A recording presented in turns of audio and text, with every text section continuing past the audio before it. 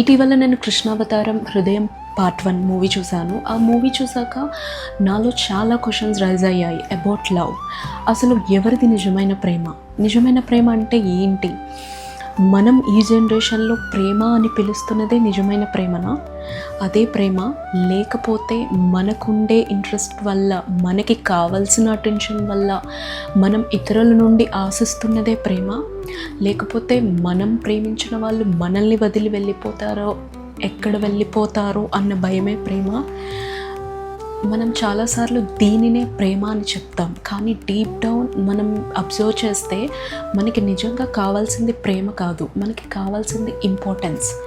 వాళ్ళు నన్ను మర్చిపోకూడదు, వాళ్ళు నా జీవితంలో, వాళ్ళ జీవితంలో నా స్థానం తగ్గకూడదు, నా మీద వాళ్ళకి ఎక్కువ ప్రేమ ఉండాలి. ఇలా మనం బంధాన్నే ప్రేమగా నమ్మేస్తాం. కానీ కృష్ణుడి ప్రేమ కథను లోతుగా చూస్తే ప్రేమ ఒక భావోద్వేగం మాత్రమే కాదు, అది ఒక స్టిమ్యులేషన్, అది ఒక చైతన్యం. రాధ దగ్గర ప్రేమ భక్తిగా మారింది, రుక్మిణి దగ్గర ప్రేమ నమ్మకంగా నిలిచింది, సత్యభామ దగ్గర మానవ భావంగా కనిపించింది. మరి ఆశ్చర్యం ఏంటంటే కృష్ణుడు ఈ 3 రూపాల్ని ఎప్పుడూ తిరస్కరించలేదు.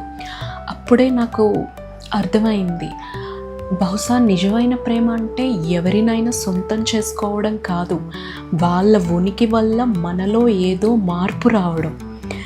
నిజం చెప్పాలంటే ఆ థాట్ వచ్చాక నాకు లవ్ మీద ఉన్న పర్సెప్షన్ పూర్తిగా మారిపోయింది. సో నా పర్సెప్షన్ని ఏది మార్చింది, నా పర్సెప్షన్ ఎందుకు మారింది అనేది మీరు తెలుసుకోవాలి అంటే ఈ వీడియో చివరి దాకా చూడండి. ఇది ఒక wonderful sharing about love, Krishna's love, about Krishna's love. నేను ఎప్పుడు ప్రేమ గురించి విన్నప్పుడు కానీ, అసలు నేను అనుకోవడం కానీ, ఇంతకుముందు పర్సెప్షన్ ఎవరైనా మనల్ని నిజంగా ప్రేమిస్తే వాళ్ళు మన దగ్గరే ఉండాలి, ఎప్పటికీ మన వాళ్ళగానే ఉండాలి. దాదాపు మనందరం ప్రేమను అలానే చూస్తాం. అందుకే నాకు అప్పట్లో అనిపించేది, రాధ లవ్లో బాధపడింది, రుక్మిణి ఓన్ చేసుకుంది, సత్యభామ జలస్తో ఉంది, లైక్ కైండ్ ఆఫ్ పర్సెప్షన్స్ ఉండేవి. కానీ ఇప్పుడు తెలుసుకున్నాక, ఇప్పుడు ఆలోచిస్తే అసలు ప్రాబ్లం కృష్ణుణ్ణి అర్థం చేసుకోలేకపోవడం కాదు, ఆ లవ్ని ఈగోతో చూడడం. సో మనం ప్రేమలో కూడా స్వాధీనతను వెతుకుతూ ఉంటాం. నా మనిషి, నా సంబంధం, నా స్థానం, నాకు సంబంధించింది.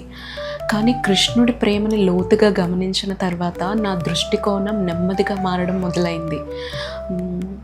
రాధను మనం ఎక్కువగా అసంపూర్ణ ప్రేమ కథలాగే చూస్తాం. వాళ్ళిద్దరూ కలవలేదు కాబట్టి అది సాడ్ ఎండింగ్ అని. కానీ నిజంగా డీప్గా అబ్జర్వ్ చేస్తే అది అసలు ఇన్కంప్లీట్ కాదు, అది మనం అర్థం చేసుకోలేని లెవెల్లో కంప్లీట్నెస్. ఎందుకంటే రాధ కృష్ణుణ్ణి సొంతం చేసుకోవాలని ప్రేమించలేదు, ఆమె కృష్ణుణ్ణి పొందలేదు, కానీ కృష్ణుడిలో కలిసిపోయింది. అందుకే వాళ్ళు శారీరకంగా దూరమైన భావోద్వేగంగా వాళ్ళని ఎప్పటికీ ఎవరూ వేరు చేయలేరు, వాళ్ళు కూడా వేరు కాలేదు. ఇది మొదటగా నాకు చాలా కన్ఫ్యూజ్గా అనిపించే కాన్సెప్ట్. ఒక వ్యక్తి ఫిజికల్ ప్రెజెన్స్ లేకపోయినా ఎలా నిలుస్తుంది ప్రేమ అని. అప్పుడు నాకు ఒక విషయం అర్థమైంది, అటెన్షన్ అనేది ఎప్పుడు ఏముంటుంది అంటే, నువ్వు నా దగ్గరే ఉండు, నాకు మాత్రమే అటెన్షన్ ఇవ్వు,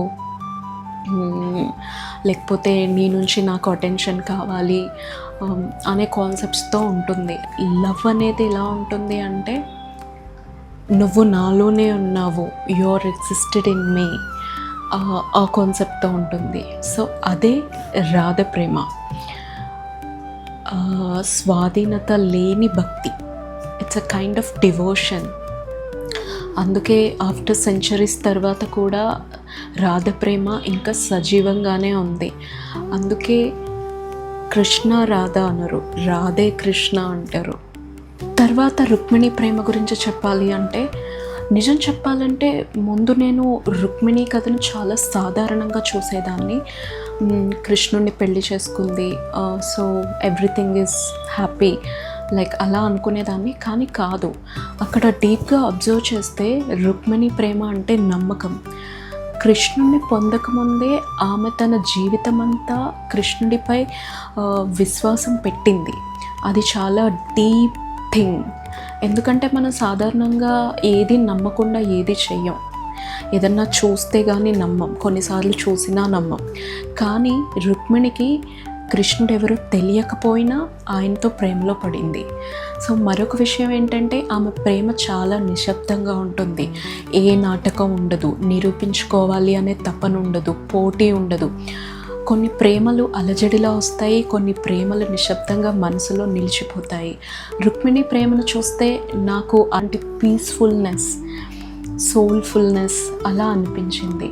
సో రుక్మిణి ప్రేమ అటెన్షన్ని కోరదు, వ్యాలిడేషన్ అడగదు.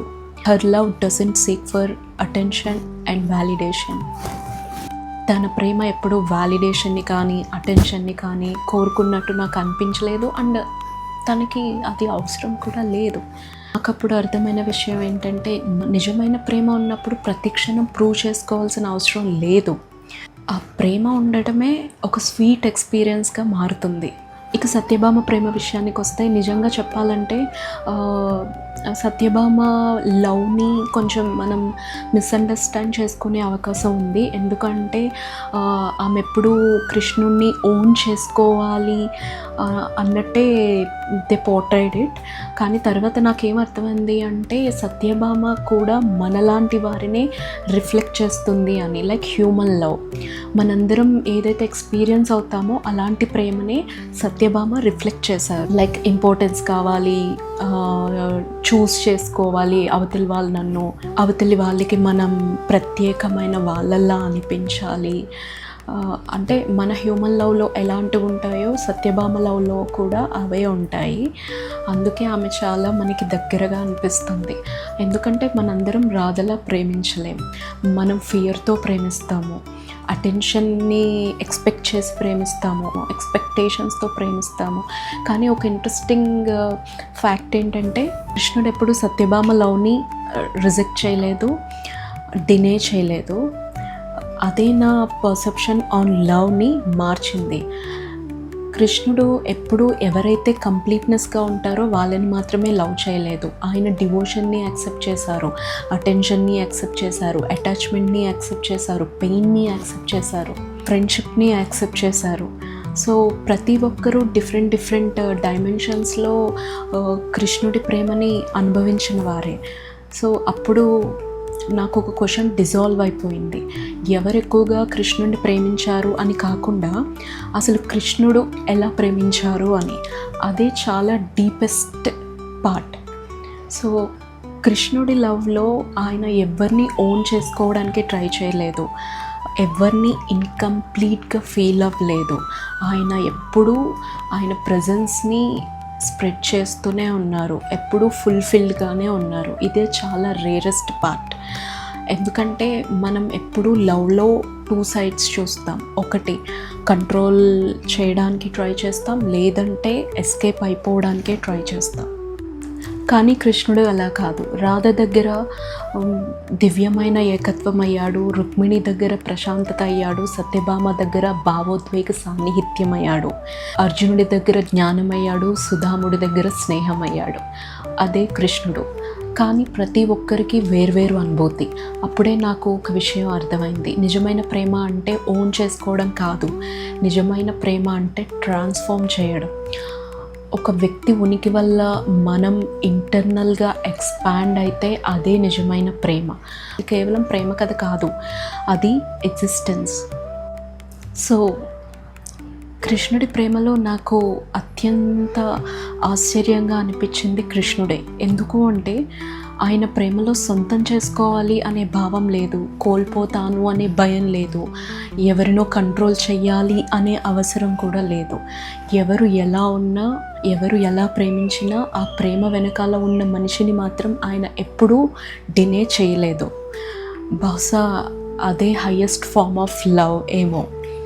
సో ఎవరినైనా సొంతం చేసుకోవడం కూడా కాదు, ఎవరిలోనైనా పూర్తిగా మాయమైపోవడం కూడా కాదు, మునిగిపోవడం కూడా కాదు. వాళ్ళ జీవితంలో ఒక ఉనికిగా మారి వాళ్ళని లోపల నుంచి మార్చడం. అందుకే ఇప్పుడు ఎవరైనా నన్ను అడిగితే నిజమైన ప్రేమ ఎవరిది అని నాకు అర్థమైనంత వరకు నేను ఒకటే చెప్తాను, అహంకారం కరిగిపోయిన క్షణం నుంచి ప్రతి ప్రేమ నిజమైన ప్రేమగా మారుతుంది అని.